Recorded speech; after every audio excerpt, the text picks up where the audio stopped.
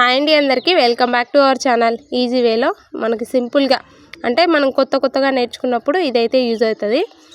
బాగా టైలరింగ్ వచ్చిన వాళ్ళకైతే యూజ్ అవ్వదు. ఇక్కడ నేను ఏం చేస్తున్నా, ఇలా బార్గా క్లాత్ని అయితే మడత పెట్టేసుకున్నా. మడత పెట్టేసిన క్లాత్ని రైట్ సైడ్ అయితే మడతలు ఉండాలి, లెఫ్ట్ సైడ్ అయితే ఇలా కొంచెం మనకి తక్కువ ఎక్స్ట్రా లెంత్ ఎక్కువ కావాలి అంటే అంతా సమానంగా మడతేయాలి, లేదు అంటే కొంచెం భాగం వదిలేయచ్చు. ఇక్కడ అర్థమవుతుంది అనుకుంటా.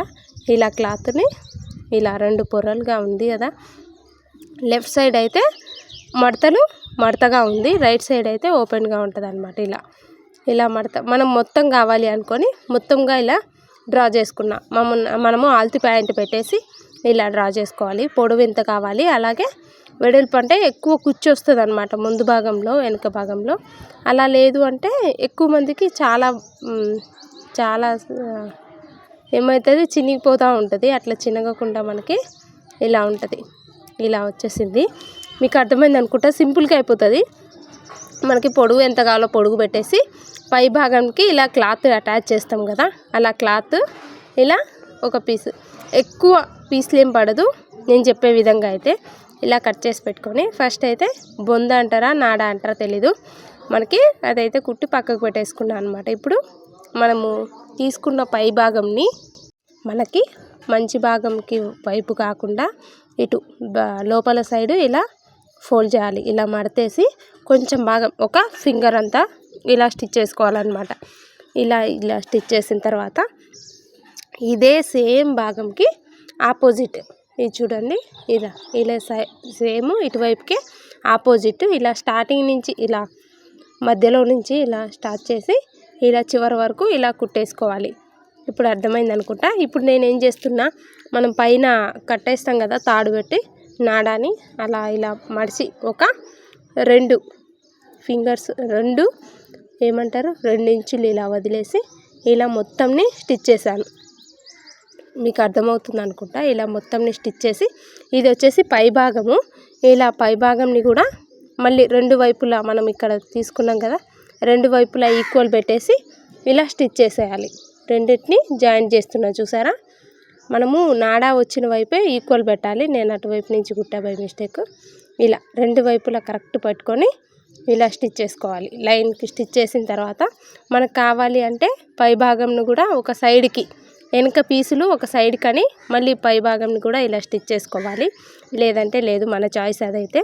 ఇప్పుడు మీకు అర్థమైంది అనుకుంటా. పై పార్ట్ అయితే అయిపోయినట్టే. ఇప్పుడు ఈక్వల్గా 4 మడతలు మడతేసా. ఇలా ఈక్వల్గా మడతేసి చిన్న కాట్ అనేది పెట్టుకుంటాను.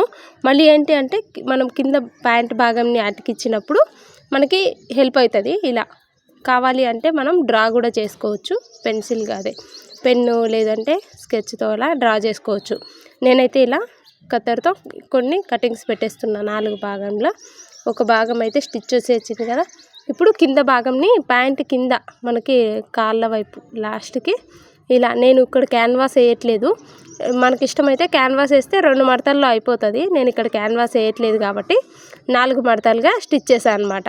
ఫస్ట్ ఒకవైపు స్టిచ్ చేసిన తర్వాత మళ్ళీ చివర్లో స్టిచ్ చేశాను, మళ్ళీ మధ్యలో 2 స్టిచ్, మొత్తం 4 వైపులా కుట్టేశాను. ఇది ఇప్పుడు ఏం చేస్తున్నా, ఇక్కడ మనం జాయింట్ చేస్తున్నా. ఏది 2 మంచి భాగాలు లోపల పైపు పెట్టేసి మామూలు ఉల్టాకి పై భాగంలో ఇలా స్టిచ్ చేస్తున్నా అనమాట. గమనించారా? ఇలా స్టిచ్ చేసి మళ్ళీ పైన ఒక స్టిచ్ చేస్తే కొంచెం స్ట్రాంగ్గా ఉంటుంది అనమాట.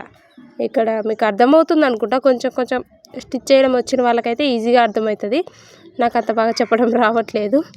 ఇక్కడైతే ఇదో చూడండి, నేను చెప్పాను కదా కింది భాగం నేను క్యాన్వాస్ వేయట్లేదు, అందుకనేసి ఒకవేళ మనకి క్యాన్వాస్ ఉంటే అంత లెంత్ తీసుకొని అవసరంలే, క్యాన్వాస్ వేయట్లేదు కాబట్టి ఇలా నేను 4 మడతలు తీసుకున్నా కాబట్టి హైట్ అనేది మనకి తక్కువ వస్తుంది. అలా కాకుండా మనం ప్యాంట్ హైట్ ఒక 2 ఇంచులు వదిలేస్తే సరిపోతుంది. ఇలా రెండింటిని జాయిన్ చేస్తున్నా, అర్థమవుతుందా?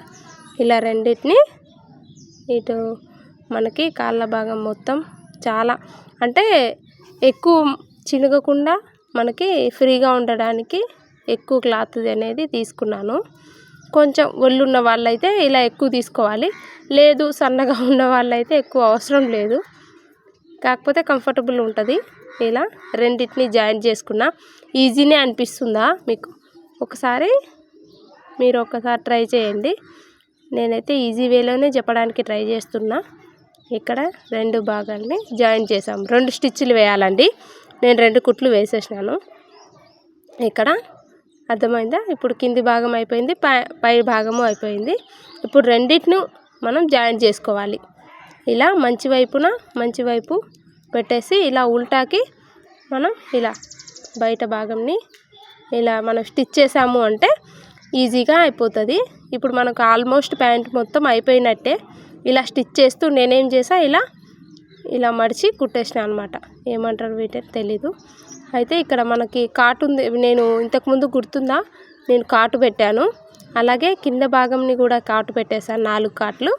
ఈ కాటు నుంచి ఈ కాటు వరకు మనకి మడిచి కుట్టేస్తే అయిపోతుంది. ఇలా 4 భాగాలు ఈక్వల్ వచ్చేస్తుంది. అలాగే మనం మడిచే అది ఏమంటారు, అవి ముందు భాగం వెనక భాగం పెట్టేస్తే అయిపోతుంది. ఇక్కడ చూసారా, మొత్తం ఇలా లైన్గా స్టిచ్ చేస్తున్నా. మొత్తం ఆల్మోస్ట్ ఇట్లే చేసేస్తామంటే మనకి ఎక్కువ శ్రమ అనిపించదు, ఈజీగా కూడా అయిపోతుంది. ఈజీ వేలో చెప్తున్నాను. ఇక్కడ ఆల్మోస్ట్ ఇట్లా కుట్టడం అయిపోయింది కదా.